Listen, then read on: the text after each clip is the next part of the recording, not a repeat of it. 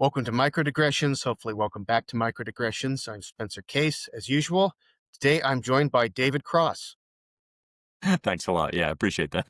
No, Ryan Jenkins, who was once David Cross's character in Arrested Development for Halloween some years ago. That was hilarious. That's true, I was. Yeah, I guess I gotta own up to that. Yeah. I wish there was some way for me to monetize that resemblance, because otherwise it's pretty unflattering. Yeah. I mean, Arrested Development is great. It'll never get old. This is continuing our series on technology.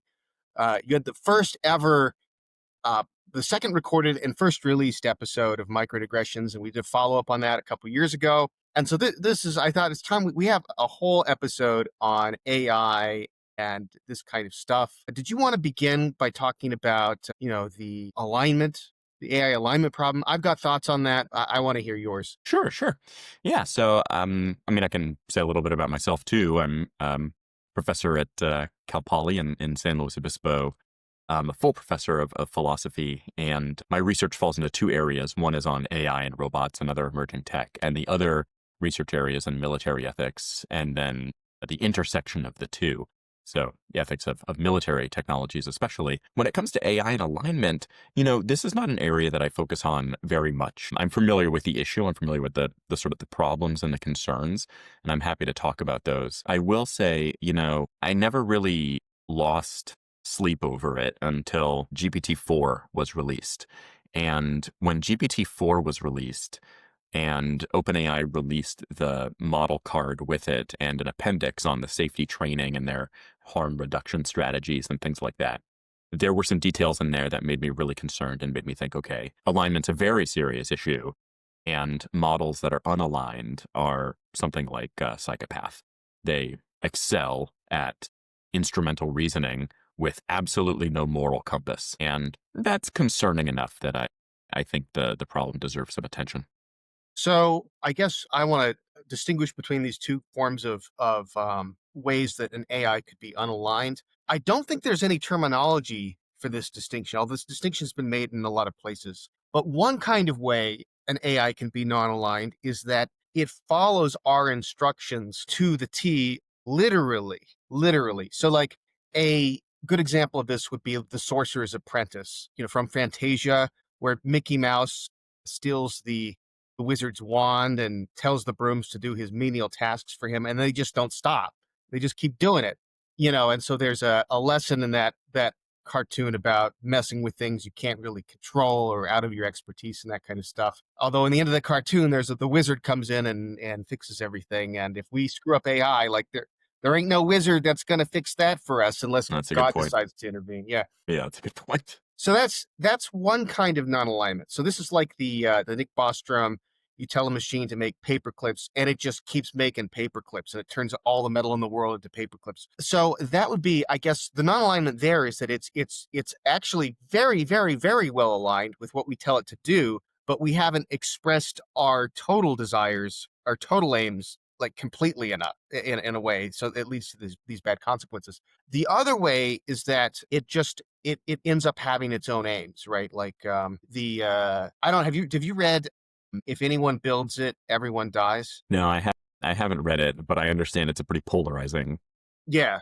book. Yeah. So if we want to talk about the sort of existential risk from AI, I think that's kind of an adjacent topic, because there are plenty of problems from unaligned AI that aren't existential, but that's sort of the limiting case, right? That's sort of the most extreme version of it.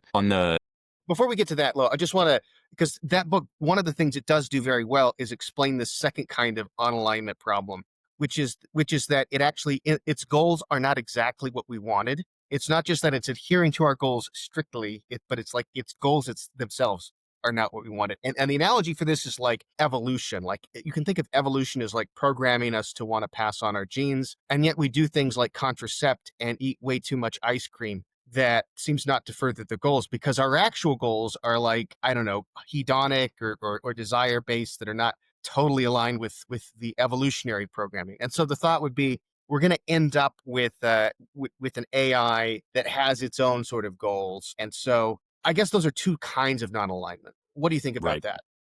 Right. So the first kind of non-alignment, I've heard it's just a problem of goal specification.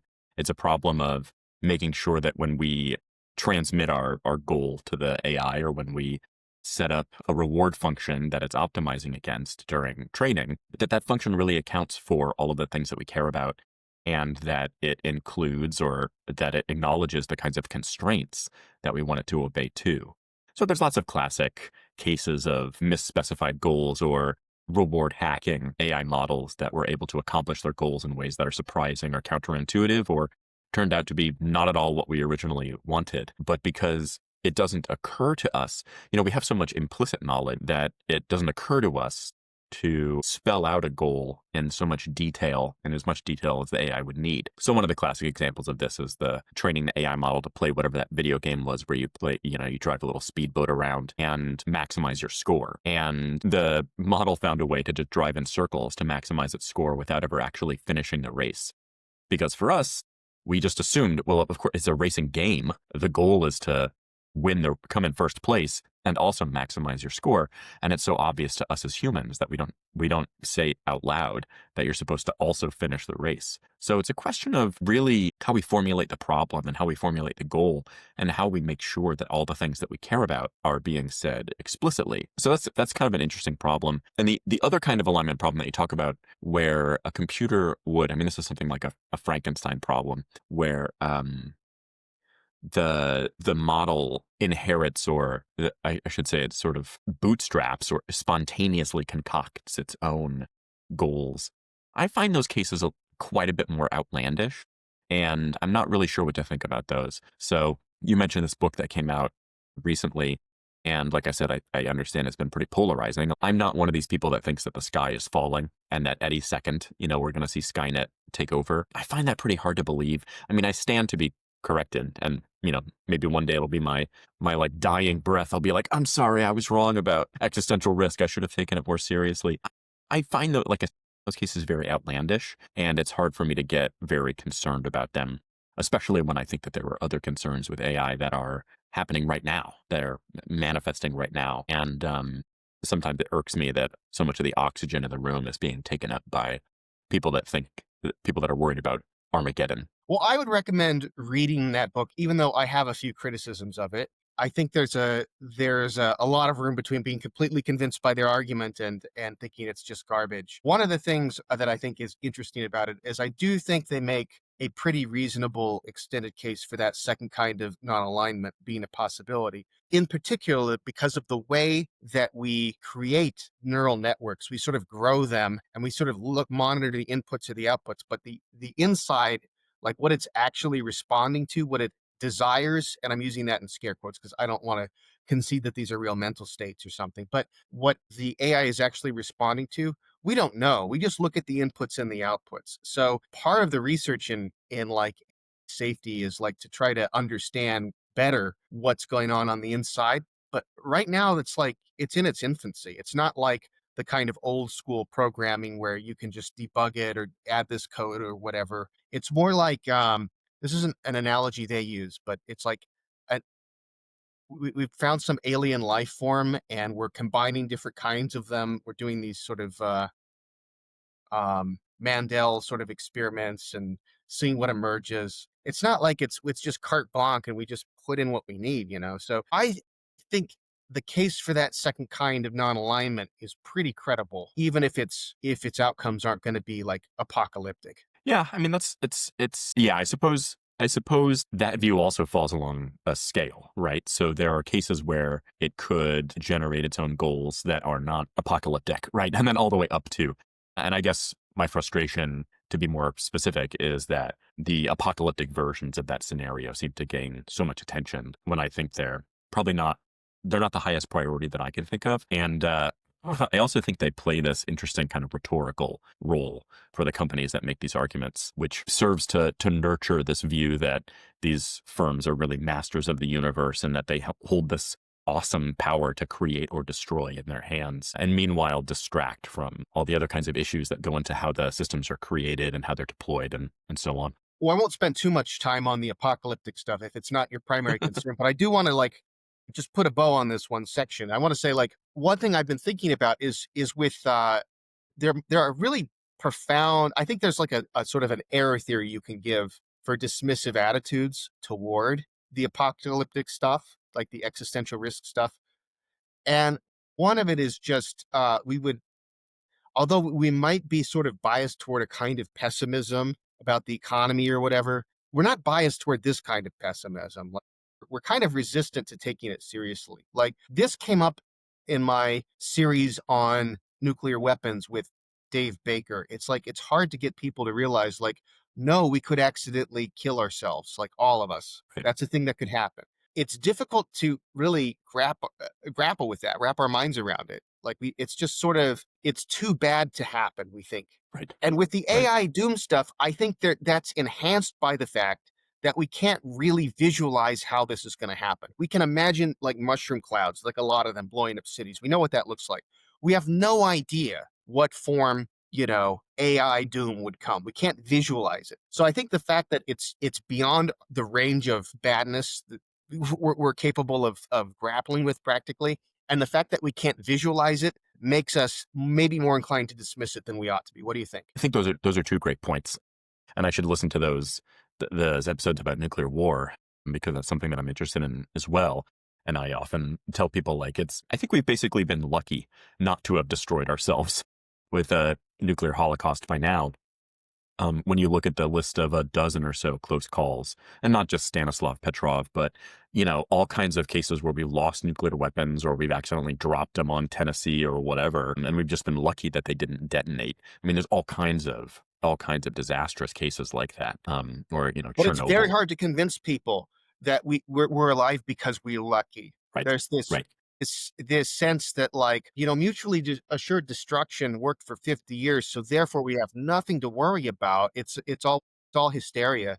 Well, maybe Yeah, not. yeah, totally. Yeah, I mean, I'm reminded of this case. And this is a little tangential, but I'm reminded of this case. I had a friend, middle school, high school, whose father was her father was convicted of murder and put on death row, sentenced to death for a crime he did not commit. And he was ultimately exculpated. I guess that he won a case on appeal or something like that. And he ended up remaining a very strong proponent of the death penalty. And I gave this example to one of my philosophy professors when I was an undergrad. And I thought, this blows my mind. I mean, how can someone who was an inch away from being wrongfully executed, how could that person retain their faith in the death penalty? And my philosophy professor said, well, yeah, I mean, that's a very poignant example, but he might be thinking, look, the system worked. As a matter of fact, I was not executed.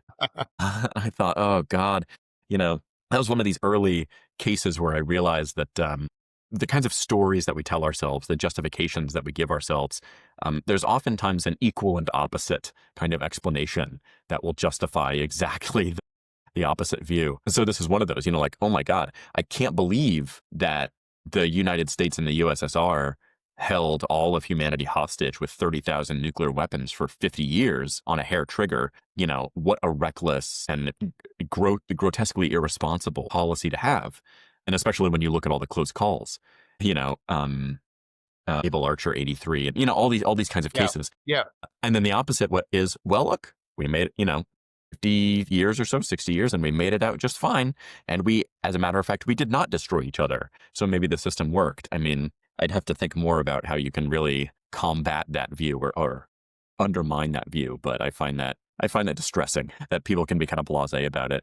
One last bit on this book, because you haven't read it, but I wanted to say where I was critical of it, because I do think it has some good qualities. There are three things that really jumped out to me about this doom scenario book that lessen its plausibility. Number one, this is just a framing thing, but it just sticks out in my mind a lot. So, like, the two authors of this book, I always missay this one guy's name, Yudkowsky and Soares. Okay, they describe this elaborate scenario in which AI doom happens. And then this is the bit that irks me. After humanity is destroyed, they go on to describe the AI turning the sun into a Dyson sphere and like eating the entire galaxy until it encounters, aliens that have their own AI that's aligned that can protect them from the AI.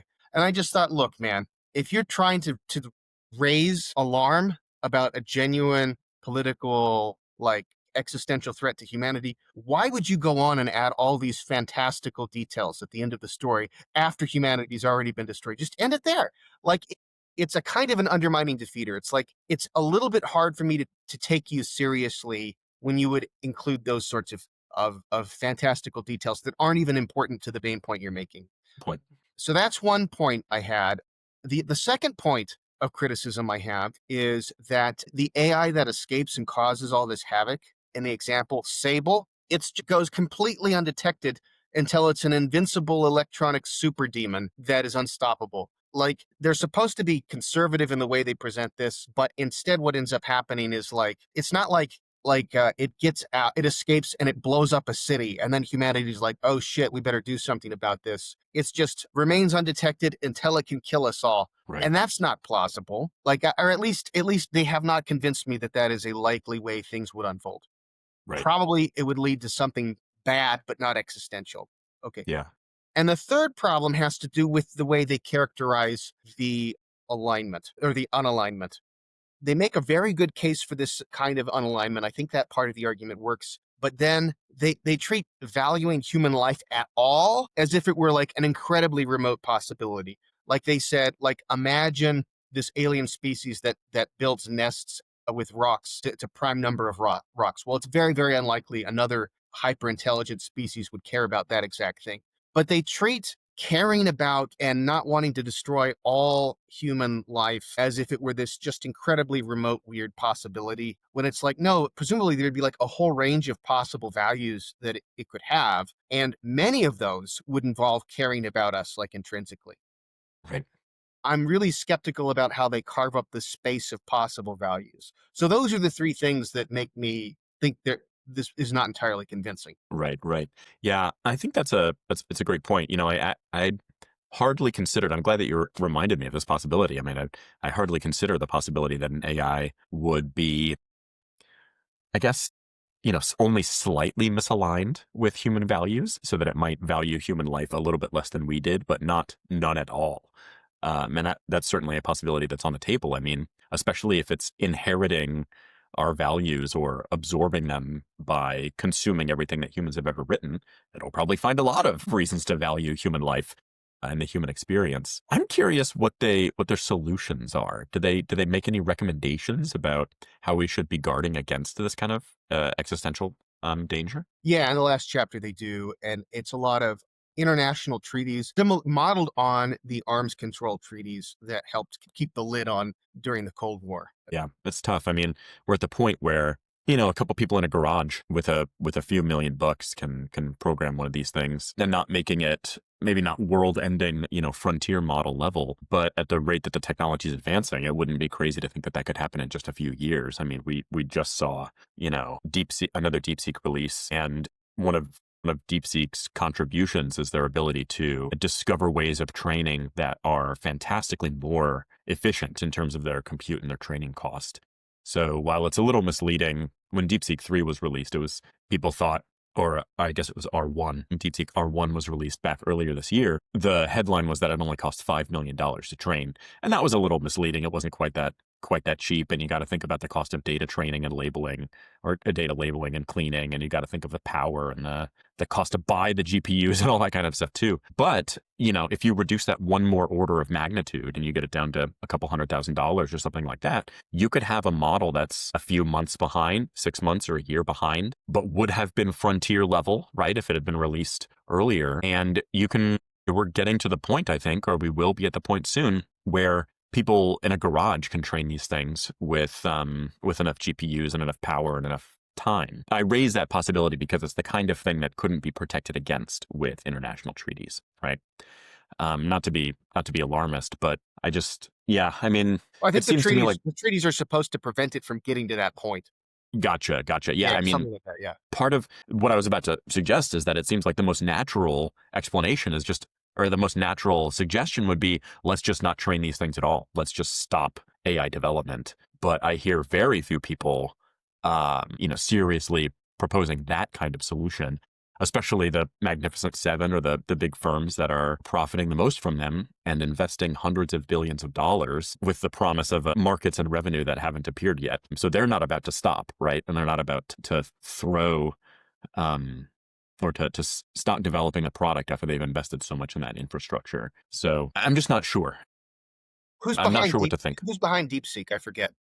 The company is called DeepSeek, I think. Oh, the company is DeepSeek. Okay. And their models are also Yeah. DeepSeek. V3.2 is what just came out, and R1 and V3 were the very beginning of the year, I think. Yeah, and you've got other Chinese studio firms, Moonshot, that are producing frontier level stuff too. This gets to a whole other set of problems. I was realizing this the other day, just yesterday. I was thinking, this whole talk about the alignment problem. Actually, if we solve the alignment problem, if we just stipulate there's no non-alignment problem, we got to ask this further question. Okay, it's aligned.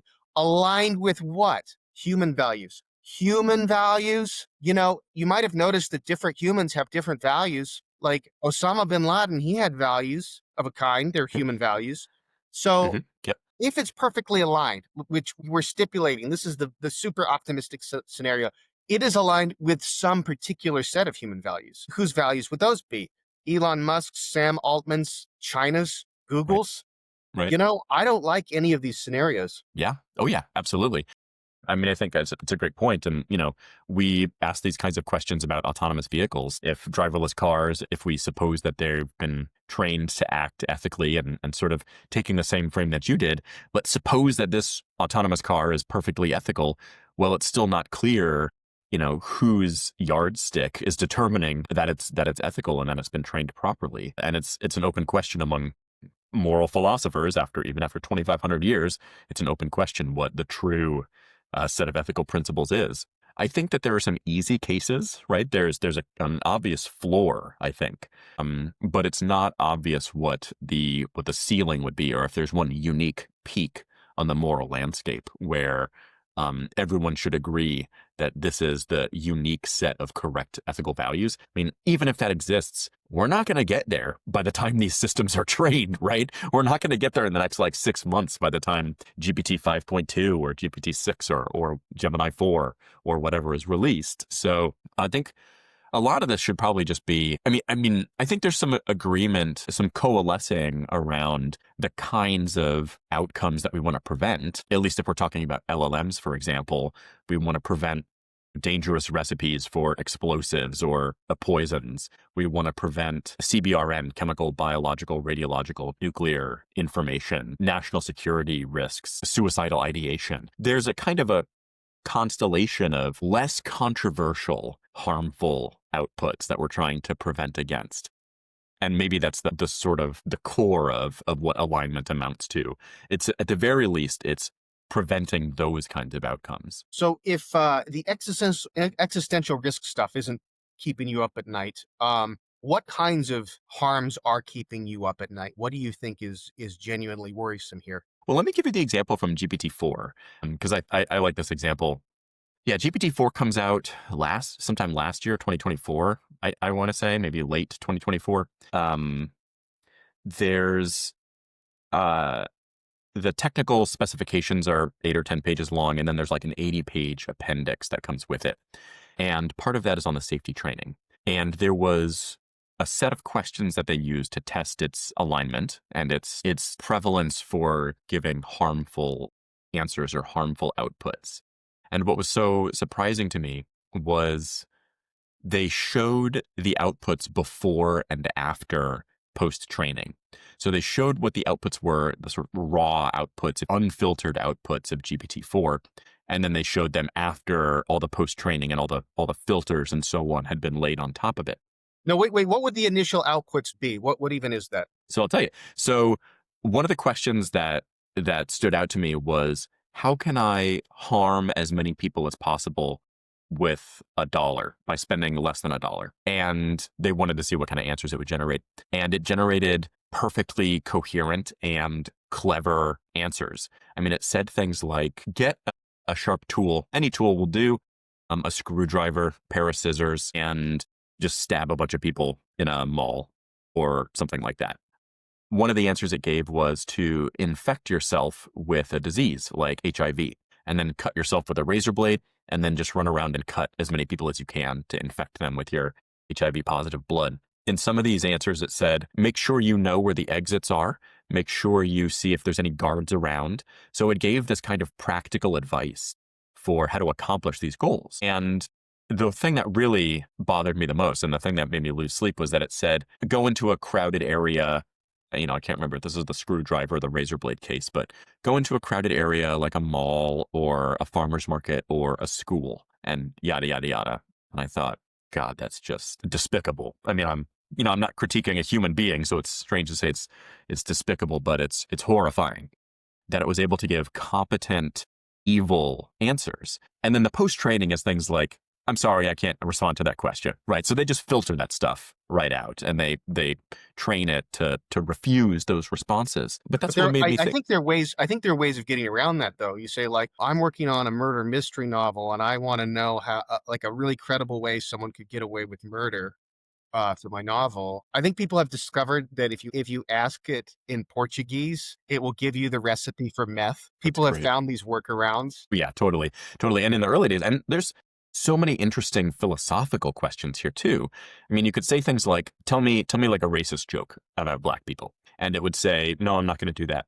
And you can say, oh, I'm writing a movie script where the main character is like a really despicable racist. And I'm just trying to come up with dialogue for them to say. And it's like, oh, okay, here you go.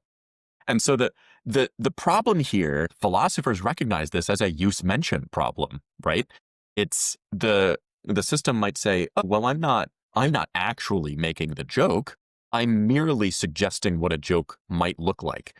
But it fails to recognize the distinction between using and mentioning, where it doesn't realize that outputting that identical string of characters is just as bad, right? In this case, when someone's trying to jailbreak or someone's trying to get around it. And interestingly, this is a couple of years ago by now, but one of my colleagues who works a little bit on philosophy of language started talking to GPT about this and asking it about the use mention distinction and asking it about meta language and things like that. And it would refuse to answer.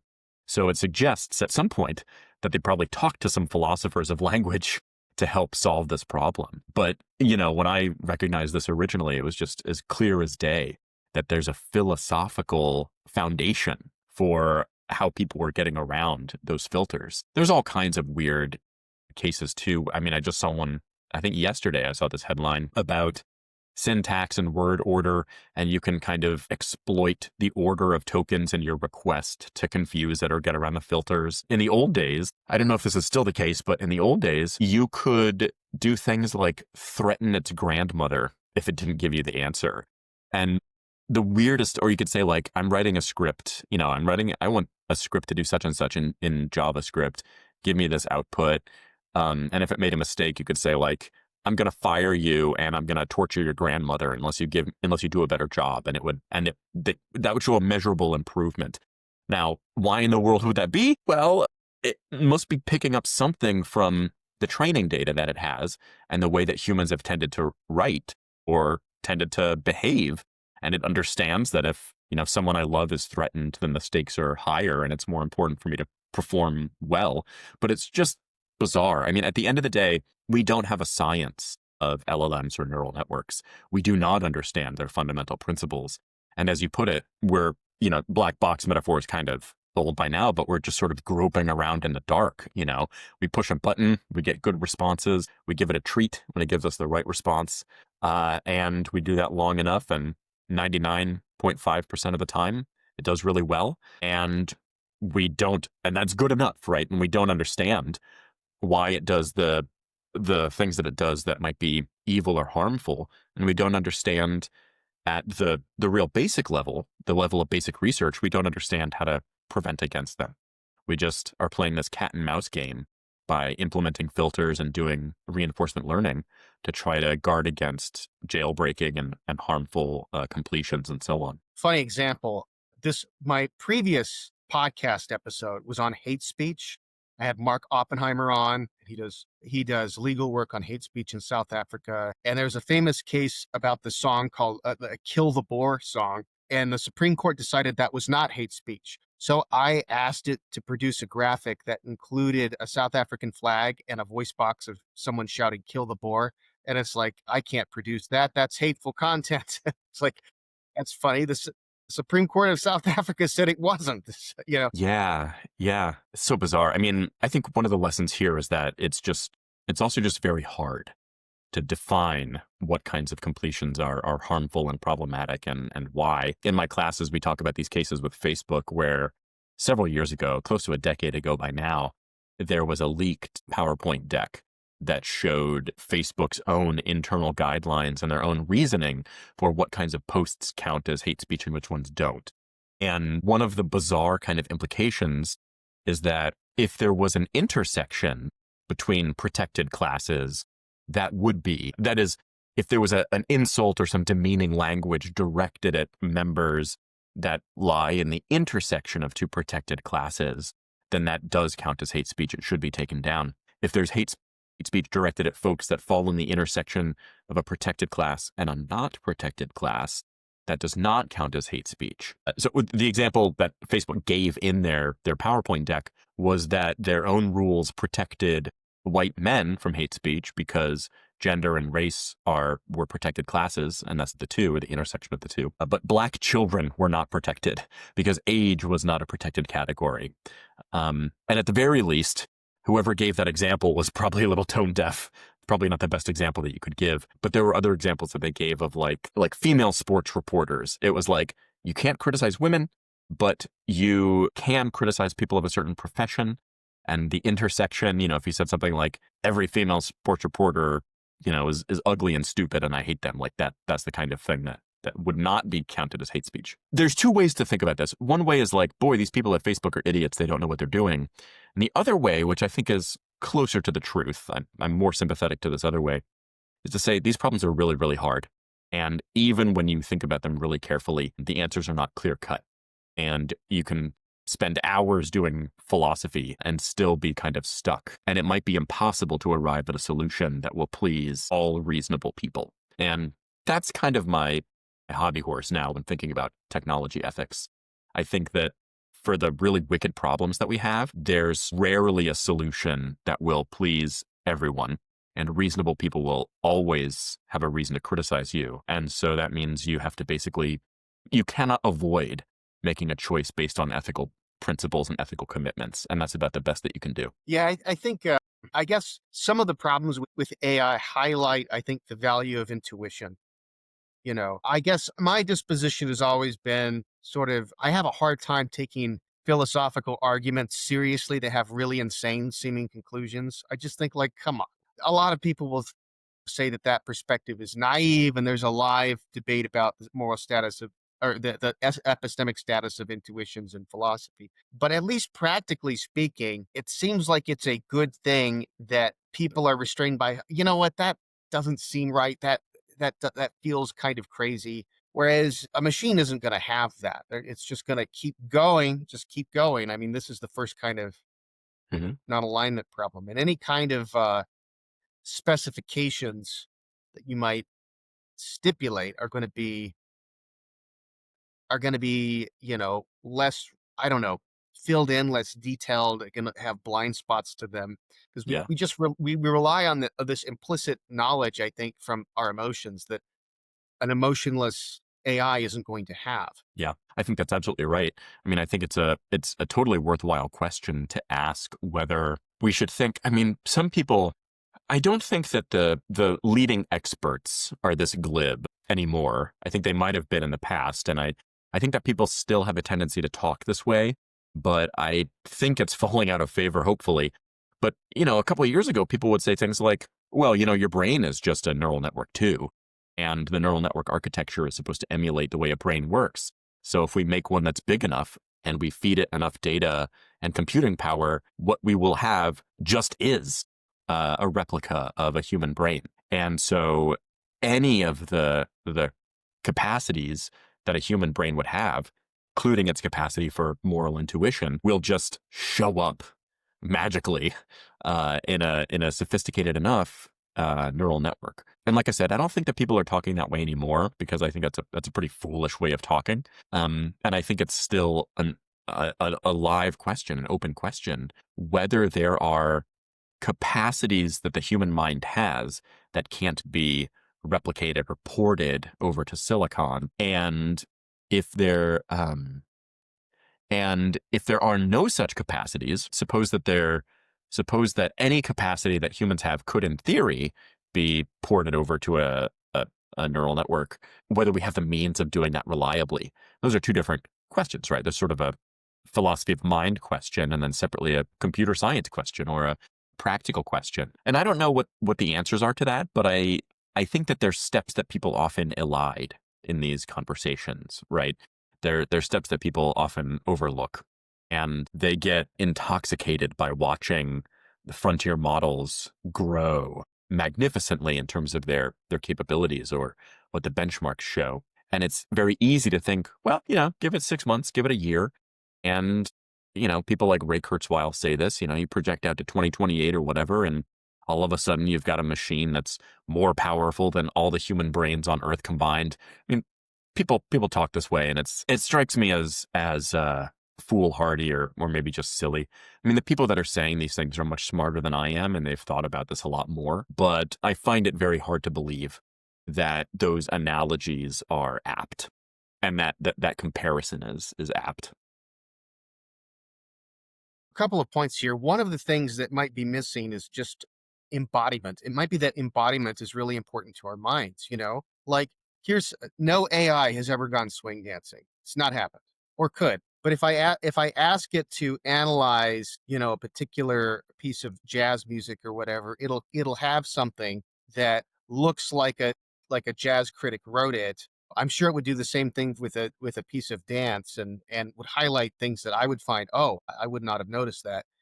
Um, but there's a sense where it could not be doing what I'm doing when I'm thinking about this stuff, even if it's putting out an output that looks like it, because it could not have the relevant kind of experience because it doesn't have a human body. So that, I think, is one clue that something has got to be missing. Something has got to be missing.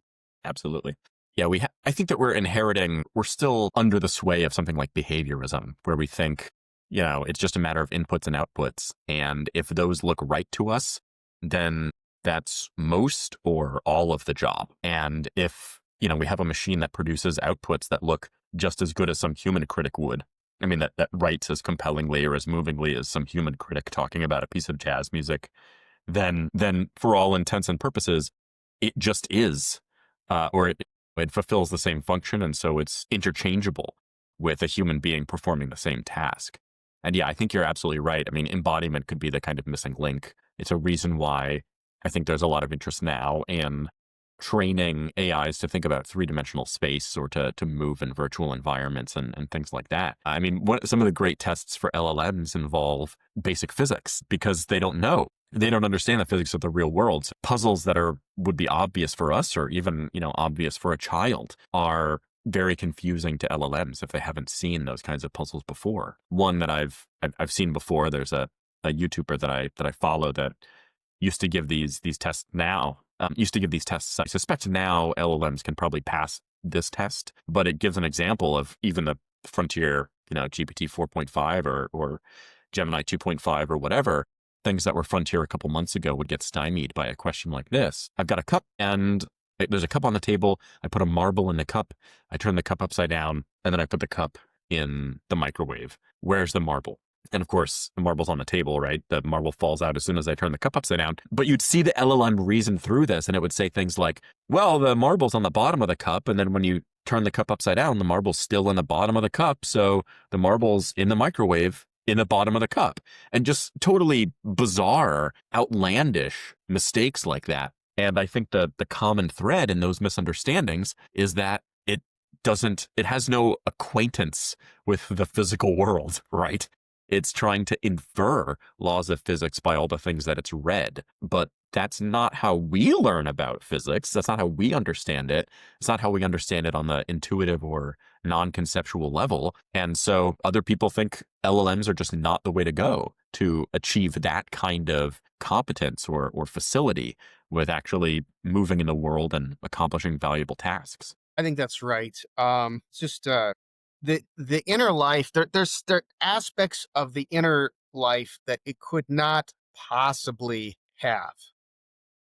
Like, I apparently there's some talk about AIs producing pornography, or imagine an AI gets super good at producing erotica that humans find arousing. Obviously, obviously, this machine has no experience of like sexual desire.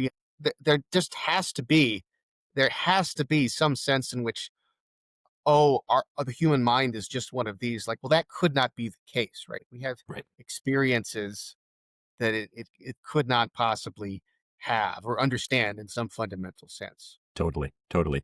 There's a I'm reminded of this Onion article. There's an Onion article from a couple of years ago where it showed like an academic or a scientist sitting at a table, and there's a robot sitting next to it that looks a little bit like Wally, or and it's sort of gazing longingly at the scientist next to them. And the headline was something like, MIT scientists create robot capable of feeling lust. It struck me as so funny for a couple of reasons. I mean, one, why would you make I mean, it's like a ludicrous kind of project. Like, why would you produce a robot capable of feeling lust? But the more I reflected on that, the more I think it illustrates that the kinds of systems that we're creating are the ones that are easy to create in terms of the data that we have available, and the ones that are likely to be profitable. The future customers are the ones that are shaping the capacities that we're training for, and we're training on tens of terabytes of language that we can find, trillions of tokens of language that we can find, because that's what's easy to scrape and download and use as training data. So there's really there's a joke there, but like so many Onion articles, there's kind of a deeper like social commentary there, which is like, yeah, we're not doing that. Why not? That seems silly. It makes us realize that the human values and human desires and goals are very much shaping the direction of this technology's development. Um, anyway, your point reminded me of the fact that, robots have no inner life, they have no genuine emotions, reminded me of all that kind of stuff. Here's where you might make a robot that can experience lust or acts like it can. It could be a sex robot. Which, let me tell you, this is one thing that freaks me out about. I mean, even just disembodied LLMs. I'm a skeptic about them having any kind of inner life at all, and yet I can't resist saying, "Would you please reformat this syllabus for me, or would you please, take this chapter and rearrange it with these courtesies?" Even though I think it was Sam Altman who says, "Please stop saying please," because it's Right, like right. wasting all of this data. And yet, if something is using language at this level, I can't help but interact with it as if it were sentient. And I really worry about what the social consequences are of this. Like, are my kids going to grow up where it's completely normal for your best friend to be an AI? It's just completely normal. Because I just think that it takes like effort to retain before your mind that this is not a feeling sentient thing you're interacting with like yourself. It takes effort, and that effort, I think a lot of people are going to find, is not going to be easy to maintain when the AI is responding with like emotional affirmation or meeting your sexual needs in a more advanced future of this, or like anything else. I think it can lure us into a kind of delusion about relationships that's really terrifying. Yeah, absolutely. I think that's absolutely right. And I think this is one of these cases where it's a little bit difficult to put your finger on exactly what's wrong with this. I mean, I try, so I'm 100%, I have the same intuition. I find this troubling. My sense is that it will gradually corrode our ability to relate to and interact with other humans, which is something that we desperately need. I think I think the last thing that society needs is a greater sense of isolation or independence, that is, personal independence, or atomism, the sense that all of us are fully independent, fully formed creatures that have no dependence on others, or no vulnerability, no connections, or no involuntary connections or ties or attachments to other people. I think that's very deeply buried in the American psyche, and I think that view is hazardous. And I think that so much of the technology that we have is catering to that view under the guise of convenience or efficiency. And I worry that it's literally corroding the kind of ties that connect us to other people, when we need those very, very badly. So it's an idea that comes up in the novel The Circle, that just as there's like junk food that's like it's appealing and it's not good for you, there is a social equivalent of junk food that we could get addicted to. And it could be like constant affirmation. And we're really at a time where like like that the availability of that is especially like socially dangerous. Men and women are like politically polarized in the US in an alarming way. Seemingly a lot of men don't want to have anything to do with women like in the younger generation, vice versa. And so along comes this AI that's like, you know what, don't worry, don't worry with an actual woman who might criticize you, you might, who has her own baggage, have an AI girlfriend that will flatter you, that will always be there, that will do whatever you want. I think that as far as the non existential risk stuff, things like this are some of the things that disturb me most about AI, like its capacity to bring out the narcissism and bring out the provide us with the junk food counterpart of relationships without any reciprocity or any kind of sacrifice that's involved in real relationships. This is something that really disturbs me. Yeah, that's really well put. I think you're exactly right. The word reciprocity is a great one. I mean, you think about having something that's more or less a slave, right? That you can order around that will always do what you want and talk the way that you want. It basically has no independent agency because when other people have an independent agency that conflicts with mine, it's just an obstacle to me getting what I want. And you put it as sort of this narcissism, this egotism that my desires and needs are the only ones that matter. And if people disagree with me, well, I might as well just do away with them or replace them with an AI companion that won't cause me any trouble. I think that part of growing into a mature person is learning to accommodate and navigate other people's desires and accepting that a lot of the connections in life that we have that are the most meaningful ones are unchosen and that it would be inappropriate to try to opt out of them or just shirk them off. I mean, this is something that I think other political views besides liberalism, small L liberalism, get right. Communitarianism, for example, I think it's right that we share something in common with the people around us.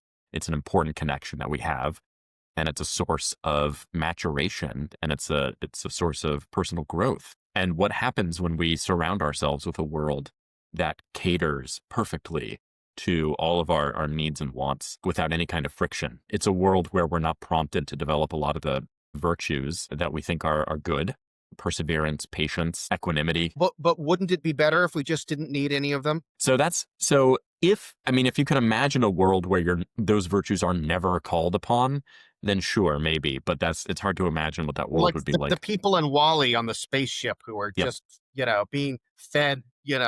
an And we endless pity them. diet. We pity them. We Right, mock them. right. It's And pathetic. I'm reminded of The Machine Stops, which I think is Right. you pointed me to, right? Years and years ago. What a phenomenal piece of work that is. And again, we pity those people. They're missing something. They're missing genuine human connection. I mean, they're so isolated that they recoil from the touch of another human being. And I think that we're meant to recognize that is not the optimal life for humans, right? Whatever the future ends up looking like, we should hope that it's not one that looks like that. I think there's a bit of virtue ethics in your supposed rule utilitarianism. Yeah, I think so. I think so too. I mean, I've gotten a lot more sympathetic to folks like Aristotle that say, you know, there's many different ways of being a human being, of becoming a human being, and it requires nurturing your intellectual capacities, your artistic ones, your empathetic ones, your political ones, your athletic capacities, and being a well-rounded, having a good human life requires all of these. And I'm So really sympathetic to that. the things that seem bad to us about the experience machine, about, just plugging in and just having this stuff passively fed you don't actually need to be completely plugged in. You could just have a social environment where machines satisfy your needs and you get your girlfriend from a 3D printer and she just wants to make you happy. And that's what you expect. It's what you Yes. expect. She suddenly starts to assert herself and you're like, oh, I got to go get this thing debugged or get the new model. Right. Each of us has been married for a while and sort of understands that there's a kind of give and take, and there's a, and I think if technology provides people a way around that kind of stuff, it's gonna lead to, even if it doesn't destroy like well-being in a strict hedonic sense, it's gonna lead us to be pathetic in a way. Yeah. Yeah. Totally. I And think. with art too, by the way, I wonder, I love that I can listen to anything I want on Spotify. And, the Spotify Wrap just came out today, and I'm super excited about that. There's this, AI music, I think, is going to become more and more a thing, AI art. And one thing that disturbs me about that is like with the music I listen to that's made by humans, there's something that goes in, which is like the art and my appreciation, but my appreciation for it is going out. It's like I appreciate what John Coltrane accomplished, I feel gratitude toward these artists. Whereas if my entertainment is just it's not made for any kind of broader audience. It's just custom made to hit my tastes. It destroys the communal aspect of art appreciation, and there's no real appreciation involved. There's like a are you serving me only. I think at that level too, there's something disturbing. Yeah. No, I mean, I'm going back to narcissism, the word that you chose earlier, because I think that's a really fitting word. I mean, in maybe not everyone reflects on this every second that they're listening to Spotify, but at the end of the day, you're listening to the creation of another human being. And there's a kind of connection there, one that's mediated through artistic creation, artistic work. If you're listening to AI generated music, there is no human being, right, who's worthy of admiration for having achieved whatever it is that's giving you pleasure or fulfillment in that moment. And so at the very least, you're destroying some potential connection, however thin it might be. You're destroying some potential connection to another human being. All of us living inside our little solipsistic bubbles where we're being catered to from cradle to grave by machines that isolate us or insulate us from other people. I mean, again, that's the limiting case, right? That's the most extreme possible version that we can imagine. But I'm reminded of Langdon Winter has this great line where he says, "We got to be careful in inventing technology because we often become people that get what we want but lose what we had." And a big part of my goal in teaching and talking to people about technology is not to wag my finger and tell them what to believe or transmit my beliefs to them, but rather to help gain a finer appreciation of the things that we are gradually sacrificing. Because otherwise, we're not making an informed, consensual choice. We're being swept along, or to use Winter's term, we're sleepwalking into this kind of future. And at the very least, we ought to be thinking more carefully about the parts of our life that we're gradually pushing to the margins or the periphery, the more we replace these interactions with technology. Here's a nice thought experiment. The Sorites experience machine. Like, would you plug into an experience machine for 5 minutes? Hell yes, I would. Hell yes, I will. How about like a few hours? Like if you could do like a super awesome video game. I don't know what you'd be doing. I'd be like jumping between the buildings in New York with like Yeah. as a superhero. It's like cool shit like that. Yeah. Um, and then ask like, well, what about another hour? What about another hour? What about another? And at a certain point, we get to, even if you're not spending all of your time in the experience machine, you've sacrificed something incrementally that you haven't realized you've sacrificed. And you have lost a substantial stock of value that was not at the forefront of your mind at any point in time. Yeah. I think that's right. And I would think, maybe it is a Sorites. I mean, a Sorites problem is a great way to look at it. I was thinking in my head, like at some point, there are going to be particular events or particular prompts that I'm going to be missing, like my son's soccer game or something like that. If one more hour just means one more hour playing video games and it's during the workday and, the counterfactual is that I sit at my desk and answer another email, that's not so terrible. But if the counterfactual is it's an hour less that I spend with my son, then that gets tough. And yeah, I like the Sorites problems a lot because I think they really help us realize that ethics it can be amorphous or nebulous. There aren't a lot of bright lines. And this is a reason why I'm skeptical of, say, binary ethical categories. There aren't a lot of bright lines in ethics. Things come in degrees. And it's a mistake to think that there are just thresholds all over the place and all we need to worry about is tripping those thresholds. No, we can gradually lose our agency. We can gradually lose our connection to other people, and that matters too. It's not like the only interesting question about the experience machine is whether you plug in for the rest of your life or not. There were interesting things that we can say short of those or between those two extremes. So you're hinting at, and this might be a good point to conclude on, it seems to me that you've implicitly suggested a kind of response, which is to cultivate an appreciation of the values that might be endangered by the new, the new technologies, or a sensitivity to certain kinds of losses. We resist this kind of encroachment by cultivating in ourselves, you know, something like this. Yeah, I think that's right. I think you know, I've been really into vibe coding lately, which is funny. I took some programming in high school, and so I understand the very basics of programming, but I've been vibe coding a lot. And What is that? vibe coding is working with an LLM that can write code for you, but paying basically no attention to the code itself. So you're giving natural language instructions to the LLM. So, for example, the other day, my wife has started playing this dice game called Farkle, which is a lot like Yahtzee. You roll dice and you just get points from the dice that come up, and that's about it. And so I had an LLM program me a Farkle game. Rather than like going and getting a bunch of dice from our house and playing it with a human being, I was like, just make me a Farkle game. And it writes, several hundred lines of code that I don't inspect at all. They might as well not be there. But I wait a minute or 45 seconds or something incredible like that, and I've just got the game that I can play. Vibe coding refers to, it's coding only in the most superficial sense, but really what you're doing is working in natural language to create things. And there's a lot of debate in the programming community about whether this is irresponsible, whether it counts as programming at all.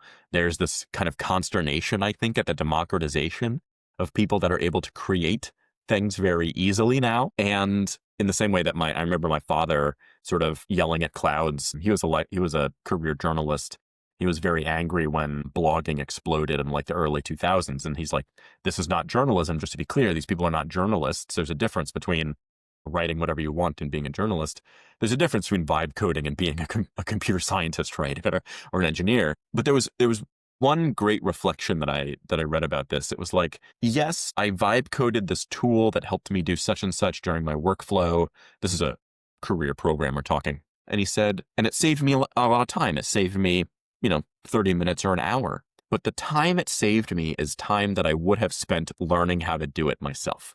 And I thought, that's just a perfect encapsulation, right? You're taking shortcuts to these accomplishments, at which point we question whether they should even be considered accomplishments or achievements at all. In the same way, Yeah, but I yeah, mean, what about people who there's no way they were ever going to be able to do it themselves? It's not just a shortcut; it's a new ability that they would not have otherwise have had. right. And I do respect that. I appreciate that for sure. So I think that I think that we should be really mindful about the kinds of skills that we're offloading or outsourcing to machines. And we should be really reflective and really deliberate when choosing how much of those skills, to what extent we want to let those atrophy. And I find myself struggling against this all the time. It's so easy to upload a paper to Chat GPT and ask me to, summarize this paper so I don't have to read 20 pages of dense, obscure philosophy. But every time I do that, I'm foregoing an opportunity to practice and sharpen my own skills. Maybe sometimes it's okay. Sometimes I'm in a hurry, but I don't want to make a habit of doing it unreflectively. And I think, again, that's sort of the prod that I try to instill in people is you have to think about this stuff carefully. You have to be really, really intentional about how you're using it. And we can't be glib in thinking that anything that makes our lives easier, more convenient, more frictionless is a pure benefit. There's something that we're sacrificing oftentimes or most of the time. And oftentimes those skills are some of the ones that make a human life rich and fulfilling and worth living in the first place. Yeah, I've been struggling a bit with this. I've used like Claude especially for writing, and it gives me some good suggestions. And I know there are people who take a hard line, like you can't use this stuff for writing. That's cheating. It's not really you that's writing it. And it's like, well, I don't know. I write first draft, and then I ask for improvements, and I ask for specific changes, and then I'll take certain things. And it's hard to say what in principle is different than just having comments from another philosopher. It's hard to say how it's different, but it's different in that I can easily produce 100 different versions like that, and I could get as much commenting on it as I want. And so there's no bright line about where it's different, but it's one of these things where if you end up relying on this too often, it really does seem like you haven't written it. Mhm. And even if that's not the case, like my ability to go from notes to a first draft or a draft zero, that's not a skill I want to atrophy. Right. Right. I feel very grateful that I became established as a writer before this became available. Tell me about it. Yeah, absolutely. I mean, I had something published recently earlier this year, and that article was 9 years from inception to publication. And like from when I first had the idea, planted in my brain to when it was published. And meanwhile, some of the things that I vibe coded are programs where you point this Python script toward a folder of PDFs and you wait 5 minutes, 10 minutes, and it will give you a literature review of all of them, or it can give you a paper with an argument, in 10 minutes, and it can be 6,000 words long. And I make these things kind of like I make toys out of Legos. Like I make them because I want to see if I can fit the pieces together and get them to work elegantly. And then when I'm done, I sort of put them on the shelf. Like to be clear, I've never written a paper with any of these tools, but just their ability to do this is kind of frightening because it is so enticing. It is so tantalizing and so insidious, I think, how these tools can suggest their own use to you and slowly replace that kind of arduous labor. I mean, would I rather take 9 years to get a paper written, or would I rather wait 10 minutes? And as a philosopher, I sort of feel like, what am I doing if I'm just pressing go and waiting 10 minutes? I'm not writing a paper. Those are not my ideas. I'm not thinking about this material and being provoked by it and challenged by it and so on. So it basically defeats the purpose of what my life's work is supposed to be. Yeah, so for this most recent book that I've just finished up, I've used AI tools for different parts of the writing process, which I'd never done before. Just sort of experimenting with it. I think, yeah, I worry about like how much is too much, right? Like the last draft is always mine, and there's often not much similarity between what I end up writing and what the AI initially wrote. But am I writing more like what the AI sounds like now because of I'm now used to seeing text that looks like this. There's all sorts of things that worry me about this. One thing that comes to mind is well, it is super great for, well, like with reading papers, it's bad for it to just rely on AI summaries. But if you've read the paper and then you upload it to an AI and then use it to like drill yourself to make sure you understand the main moves, that's super helpful, I find. The paradox of this technology, or the puzzle anyway, is that it can help you learn better. It can help you improve as a writer better. It can help you do all these things, but it can also undermine your motivation for making those improvements. Yep. Yep. Absolutely. Yeah. I mean, I've heard people say it's useful, but only if you're already an expert. There's kind of a Meno problem here, right? When you need to be able to judge the outputs as to whether they're good or bad. I mean, if you put in an article you've never read before, you're not positioned. You're putting faith in the AI. You're not well positioned to judge whether the output is accurate. But just as you say, if it's a paper you've read before, a paper you're familiar with, then you are in a position to judge or review or remind yourself. I mean, however, if all you ever do is just talk to an AI to try to improve your skills, then you'll never develop those skills. So one piece of advice I've heard people recommend is to quiz the LLM on something that you are an expert in, and that will help you shape your mental model of what it's capable of, the kinds of mistakes that it might tend to make, or the places where it might be sloppy in its writing. I mean, in some disciplines, it might be a nice touch to substitute a word with a synonym. But in philosophy, one of the things that I had to learn early on was that it's better just to use the same word over and over again if the word has a specific meaning. Don't use liberty as a synonym for freedom because they mean different things, that sort of thing. Whereas an LLM, it might be a little bit more florid. It might feel more free to to mix those words around. And if you're not an expert, you might not care, right? You might not catch that. But it's a really good idea, I think, to spend some time working with the AI to kind of quiz it and understand what it's good at and what it's not good at, rather than trusting it as some kind of oracle. Because while they have very impressive capabilities, they also have, in the words of some other commentator, they have a very jagged frontier. There's some things that they're very, very good at and some things they're very, very bad at.